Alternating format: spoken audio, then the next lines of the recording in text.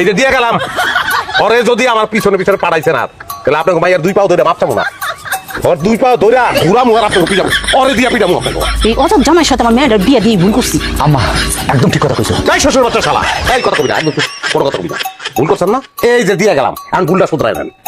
কিন্তু এই দিল্লি কা লাড্ডু পাঠায়েন না এই লাড্ডু যদি আবার পাঠান আমার বাড়িতে ওই লাড্ডু দিয়া পিটাবো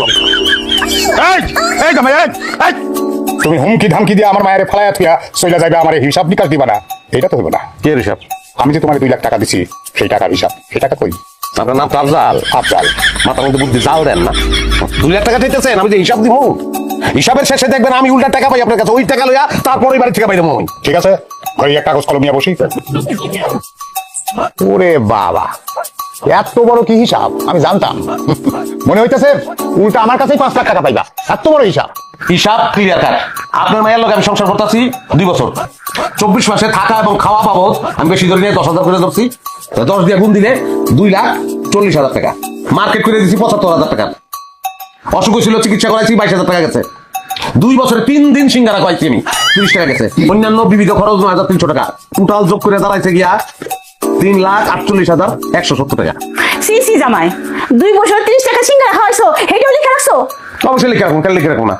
কারণ এটা টাকা এটা কাছের পাতা না 2 লাখ আমি মাইনাস করে দিলাম হ্যাঁ 1,48,170 টাকা আপনার কাছে আমি এখন পাবো 1,48,170 টাকা টাকা দেন দেন টাকা দেন আমি 1 টাকাও দিব না দেখি তোমার হিসাব দেখি আমারও তো একটা হিসাব আছে আমি তোমার হিসাব দেখাইতেছি। কাল শেষ হিসাব করতে করতে কলমের কালি শেষ করে বলাইছেন এখন থামেন আপনি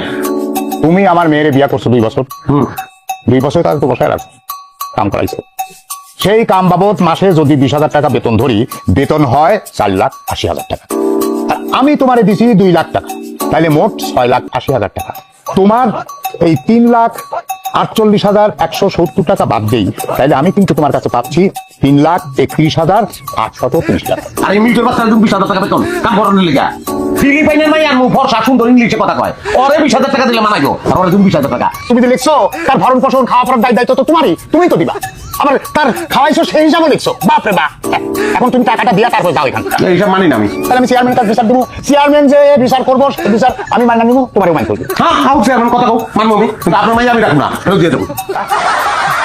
এইরকম জামাই আল্লাহ আমার কপালে দিছে এরকম জামাই বোধহয় দুনিয়ায় কারো নাই।